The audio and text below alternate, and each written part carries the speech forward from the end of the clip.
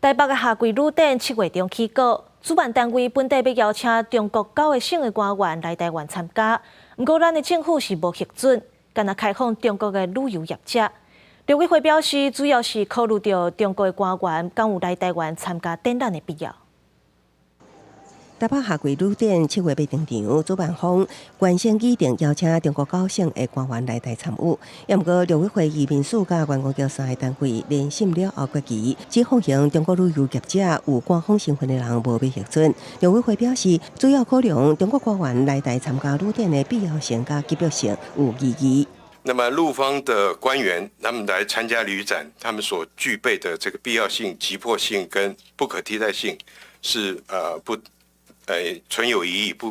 不充分，所以不予许可。 对于中国官员未当来台参展，国台办发言人朱凤莲离别回应，唔知陆委会的考虑是啥物，唔忙早伫解读台湾附中团队旅游的禁函。也不过陆委会阁表示，目前中国只希望台湾观光客过去，宣布开放陆客来台，两岸旅游交流爱对等相向。有旅游业者认为，观光无国界，也不过两岸要恢复旅游交流，首先爱缓和紧张的气氛。两岸的紧张状态要缓和下来，市场就会起来。不要只注重入境人数的这个多少，要看到它的带来的观光效益是多少。 陆委会也表示，最近有台湾人到中国，不管是旅行还是进行学术、经济、文化等交流，发生伫出入境的时，和中国警官长时间搬查甚至留置。所以也提醒咱国民众，若要去中国，要注意相关风险，也向中国发声。那继续对咱国人士无优先对待，会适时采取必要作为。